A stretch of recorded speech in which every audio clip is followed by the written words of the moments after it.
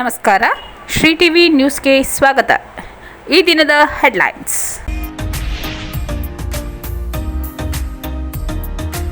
ಅವಕಾಶ ಕೊಟ್ಟರೆ ಮತ್ತೆ ಸೈನ್ಯಕ್ಕೆ ಸೇರ್ಪಡೆ, ಉಗ್ರರ ಸದೆಬಡಿಯಲು ನಿವೃತ್ತ ಸೈನಿಕರ ಸಂಕಲ್ಪ.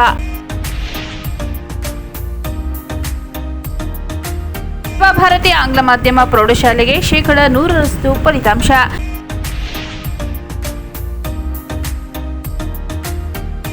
ಮೇ 31ರಂದು ಮೈಸೂರಿನ ಜ್ಞಾನವಾಹಿನಿ ಶಿಕ್ಷಣ ಸಂಸ್ಥೆಯ Mysuru college of engineering and ಮ್ಯಾನೇಜ್ಮೆಂಟ್ನಲ್ಲಿ ಬೃಹತ್ ಉದ್ಯೋಗ ಮೇಳ.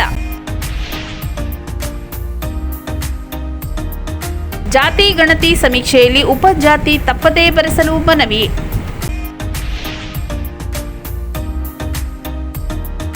ವಿಧಾನ ಪರಿಷತ್ ವಿರೋಧ ಪಕ್ಷದ ನಾಯಕ ಛಲವಾದಿ ನಾರಾಯಣಸ್ವಾಮಿ ಮೇಲೆ ಹಲ್ಲೆಗೆ ಯತ್ನಿಸಿದವರ ಬಂಧನಕ್ಕೆ ಆಗ್ರಹ. ಅವಕಾಶ ಕೊಟ್ಟರೆ ಮತ್ತೆ ಸೈನ್ಯಕ್ಕೆ ಸೇರ್ಪಡೆ, ಉಗ್ರರ ಸದೆಬಡಿಯಲು ನಿವೃತ್ತ ಸೈನಿಕರ ಸಂಕಲ್ಪ. ಪಹಲ್ಗಾಮ್ ಘಟನೆಯ ಬಳಿಕ ಭಾರತೀಯ ಸೈನಿಕರು ಪಾಕಿಸ್ತಾನ ಉಗ್ರರ ನೆಲೆಗಳನ್ನು ಧ್ವಂಸ ಮಾಡಿದ್ದು ಅತ್ಯಂತ ಹೆಮ್ಮೆಯ ವಿಷಯವಾಗಿದ್ದು, ಸರ್ಕಾರ ತಮಗೆ ಮತ್ತೊಂದು ಅವಕಾಶ ಕೊಟ್ಟರೆ ಮತ್ತೆ ಸೈನ್ಯಕ್ಕೆ ಸೇರಿ ಪ್ರಾಣವನ್ನು ಪಣವಿಟ್ಟು ಉಗ್ರರನ್ನು ಸಂಪೂರ್ಣವಾಗಿ ನಿರ್ಮೂಲನೆ ಮಾಡುವುದಾಗಿ ಭಾರತೀಯ ನೌಕಾದಳದ ನಿವೃತ್ತ ಅಧಿಕಾರಿ ಗಜಾನನ್ ಟಿ ಭಟ್ ಹೇಳಿದರು.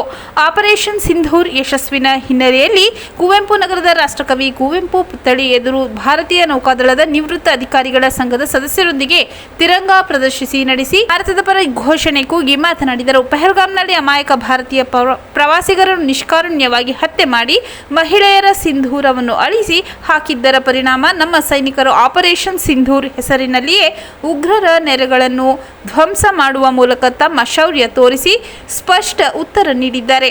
ಇವರ ಸಾಹಸವನ್ನು ಮೆಚ್ಚಿ ನಮ್ಮ ಸೈನಿಕರಿಗೆ ನೈತಿಕವಾಗಿ ಬೆಂಬಲ ಸೂಚಿಸಲು ಈ ತಿರಂಗ ಯಾತ್ರೆ ಹಮ್ಮಿಕೊಂಡಿದ್ದೇವೆಂದರು.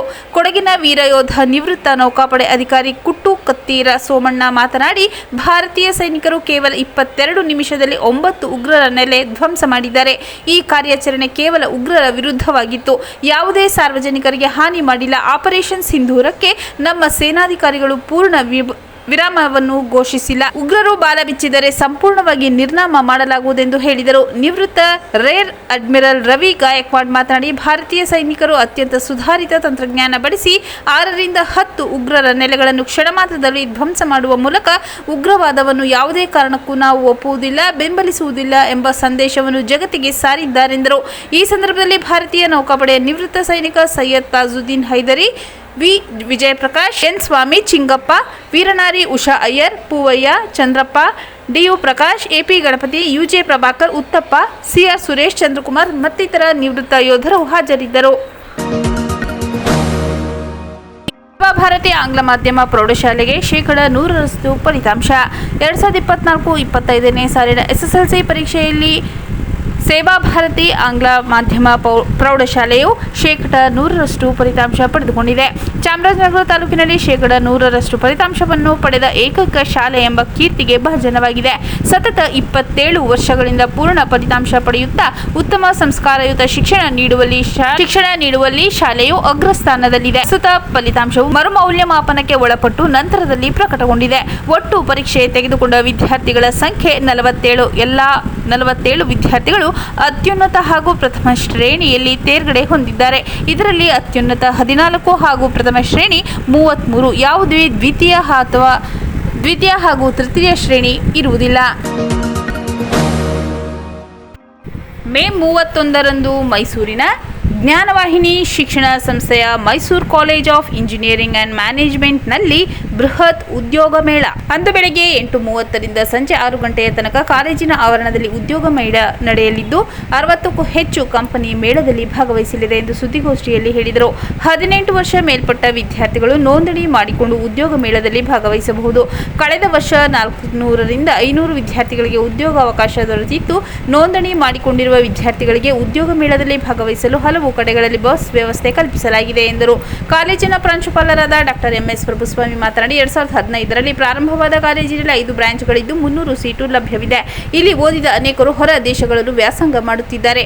ಕಾಲೇಜಿನಲ್ಲಿ ಸರ್ಕಾರಿ ಶುಲ್ಕ ಹೊರತುಪಡಿಸಿ ಯಾವುದೇ ಡೊನೇಷನ್ ಪಡೆಯುವುದಿಲ್ಲ. ಮೊದಲ 100 ಮ್ಯಾನೇಜ್ಮೆಂಟ್ ಸೀಟುಗಳಿಗೆ 50% ಶುಲ್ಕ ಮಾತ್ರ ಪಡೆಯಲಾಗುವುದೆಂದರು.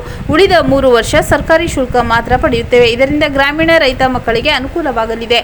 ಕಳೆದ 3-4 ವರ್ಷಗಳಿಂದಲೂ ಪ್ರವೇಶಾತಿ ಉತ್ತಮವಾಗಿದೆ ಎಂದು ತಿಳಿಸಿದರು. ಸುದ್ದಿಗೋಷ್ಠಿಯಲ್ಲಿ ಕಾಲೇಜಿನ ಮಹದೇವಸ್ವಾಮಿ, ಚೇತನ್ ಉಪಸ್ಥಿತರಿದ್ದರು.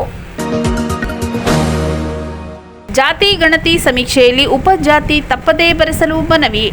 ಪರಿಶಿಷ್ಟ ಜಾತಿಯಲ್ಲಿ ಒಳ ಮೀಸಲಾತಿ ನೀಡಲು ರಾಜ್ಯ ಸರ್ಕಾರ ನಡೆಸುತ್ತಿರುವ ಜಾತಿ ಗಣತಿ ಸಮೀಕ್ಷೆಯಲ್ಲಿ ತಪ್ಪದೇ ಉಪಜಾತಿ ಹೆಸರನ್ನು ಬರೆಸಬೇಕೆಂದು ದಲಿತ ಮುಖಂಡ ವೆಂಕಟರಮಣ ಸ್ವಾಮಿ ಪಾಪು ಮನವಿ ಮಾಡಿದರು. ಸರ್ಕಾರಿ ನೌಕರರು ಹಾಗೂ ವಿದ್ಯಾರ್ಥಿಗಳಲ್ಲಿ ಅನೇಕ ಜನರು ಕೇವಲ ಆದಿ ಕರ್ನಾಟಕ ಎಂದು ಬರೆಸಿ ಉಪಜಾತಿಯನ್ನು ಖಾಲಿ ಬಿಡಿಸಿದ್ದಾರೆ. ಇದರಿಂದ ಒಳ ಮೀಸಲಾತಿ ಆಶಯ ಈಡೇರುವುದಿಲ್ಲ. ಆದ್ದರಿಂದ ರಾಜ್ಯ ಸರ್ಕಾರ ಕಡ್ಡಾಯವಾಗಿ ಉಪಜಾತಿಯನ್ನು ನಮೂದು ಮಾಡಿಸಬೇಕೆಂದು ಸುದ್ದಿಗೋಷ್ಠಿಯಲ್ಲಿ ಆಗ್ರಹಿಸಿದರು. ಜಾತಿ ಗಣತಿ ಸಮೀಕ್ಷೆಯನ್ನು ಮೇ 23ರವರೆಗೆ ವಿಸ್ತರಣೆ ಮಾಡಿರುವುದಕ್ಕೆ ಕೃತಜ್ಞತೆ ಸಲ್ಲಿಸಿದ ಅವರು, ಇದರ ಸದುಪಯೋಗ ನಮ್ಮ ಸಮುದಾಯದವರು ಪಡೆದುಕೊಳ್ಳಿ ಎಂದರು. ಜಿಲ್ಲೆಯ ಹನೂರು ಮತ್ತು ಕೊಳ್ಳೇಗಾಲದಲ್ಲಿ 90% ಸಮೀಕ್ಷೆ ಪೂರ್ಣಗೊಂಡಿದ್ದು, ಚಾಮರಾಜನಗರದಲ್ಲಿ 70 ಮತ್ತು ಗುಂಡ್ಲುಪೇಟೆಯಲ್ಲಿ 80% ಮಾತ್ರ ಪೂರ್ಣಗೊಂಡಿದೆ. ಇನ್ನುಳಿದ ದಿನದಲ್ಲಿ ಸಮೀಕ್ಷೆ 100% ಪೂರ್ಣಗೊಳಿಸಬೇಕು ಎಂದರು. ಸುದ್ದಿಗೋಷ್ಠಿಯಲ್ಲಿ ದಲಿತ ಮುಖಂಡ ಶಿವಣ್ಣ, ಕಾಳಿಚರಣ್, ಆಟೋ ಉಮೇಶ್, ಮಹದೇವಸ್ವಾಮಿ ಉಪಸ್ಥಿತರಿದ್ದರು. ವಿಧಾನ ಪರಿಷತ್ ವಿರೋಧ ಪಕ್ಷದ ನಾಯಕ ಛಲವಾದಿ ನಾರಾಯಣಸ್ವಾಮಿ ಮೇಲೆ ಹಲ್ಲೆಗೆ ಯತ್ನಿಸಿದವರ ಬಂಧನಕ್ಕೆ ಆಗ್ರಹ.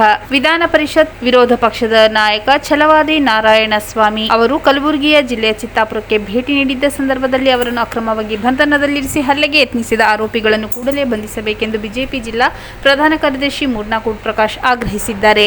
ಮೇ 21ರಂದು ಚಿತ್ತಾಪುರದಲ್ಲಿ ತಿರಂಗಾ ಯಾತ್ರೆ ಕಾರ್ಯಕ್ರಮದಲ್ಲಿ ಭಾಗವಹಿಸಲು ಛಲವಾದಿ ನಾರಾಯಣಸ್ವಾಮಿ ತೆರಳಿದ್ದ ವೇಳೆ ಕಾರಿನ ಮೇಲೆ ಇಂಕು ಎರಚಿ ಹಲ್ಲೆಗೆ ಯತ್ನಿಸಲಾಗಿದೆ. ಪ್ರವಾಸಿ ಮಂದಿರದಲ್ಲಿ 3-4 ಗಂಟೆಗಳ ಕಾಲ ದಿಗ್ಬಂಧನ ಮಾಡಿರುವುದು ಖಂಡನೀಯ ಎಂದು ಸುದ್ದಿಗೋಷ್ಠಿಯಲ್ಲಿ ಅವರಿಂದು ತಿಳಿಸಿದರು.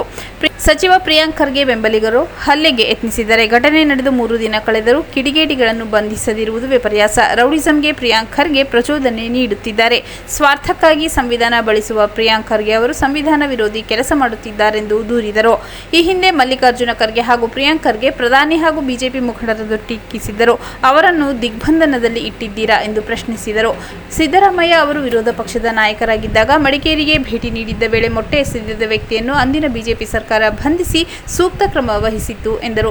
ಕೂಡಲೇ ಪ್ರಿಯಾಂಕ್ ಖರ್ಗೆ ಅವರನ್ನು ಸಚಿವ ಸಂಪುಟದಿಂದ ವಜಾ ಮಾಡಬೇಕು. ಘಟನೆ ಸಂಬಂಧ ಸಮಗ್ರ ತನಿಖೆ ನಡೆಸಿ ಆರೋಪಿಗಳನ್ನು ಬಂಧಿಸಿ ಕಾನೂನು ಕ್ರಮ ಜರುಗಿಸಬೇಕೆಂದು ಒತ್ತಾಯಿಸಿದರು. ಸುದ್ದಿಗೋಷ್ಠಿಯಲ್ಲಿ ಬಿಜೆಪಿ ಜಿಲ್ಲಾ ವಕ್ತಾರ ಕಾಡಾಡಿ ಕುಮಾರ್, ಸಹ ವಕ್ತಾರ ಮಂಜುನಾಥ್, ಬಿಜೆಪಿ ಎಸ್ಸಿ ಮೋರ್ಚಾ ಜಿಲ್ಲಾ ಪ್ರಧಾನ ಕಾರ್ಯದರ್ಶಿ ಮಾಂಬಳ್ಳಿ ರಾಮಣ್ಣ, ಮುಖಂಡರಾದ ವೇಣುಗೋಪಾಲ್, ಶಿವಣ್ಣ ಉಪಸ್ಥಿತರಿದ್ದರು. ಮತ್ತೊಮ್ಮೆ ಮುಖ್ಯಾಂಶಗಳು. ಅವಕಾಶ ಕೊಟ್ಟರೆ ಮತ್ತೆ ಸೈನ್ಯಕ್ಕೆ ಸೇರ್ಪಡೆ, ಉಗ್ರರ ಸದೆಬಡಿಯಲು ನಿವೃತ್ತ ಸೈನಿಕರ ಸಂಕಲ್ಪ.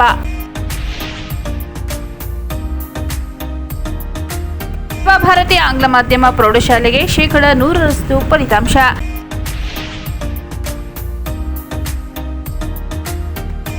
ಮೇ 31ರಂದು ಮೈಸೂರಿನ ಜ್ಞಾನವಾಹಿನಿ ಶಿಕ್ಷಣ ಸಂಸ್ಥೆಯ Mysuru college of engineering and ಮ್ಯಾನೇಜ್ಮೆಂಟ್ನಲ್ಲಿ ಬೃಹತ್ ಉದ್ಯೋಗ ಮೇಳ.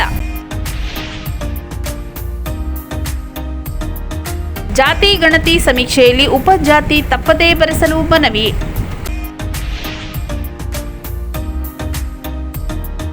ವಿಧಾನ ಪರಿಷತ್ ವಿರೋಧ ಪಕ್ಷದ ನಾಯಕ ಛಲವಾದಿ ನಾರಾಯಣಸ್ವಾಮಿ ಮೇಲೆ ಹಲ್ಲೆಗೆ ಯತ್ನಿಸಿದವರ ಬಂಧನಕ್ಕೆ ಆಗ್ರಹ.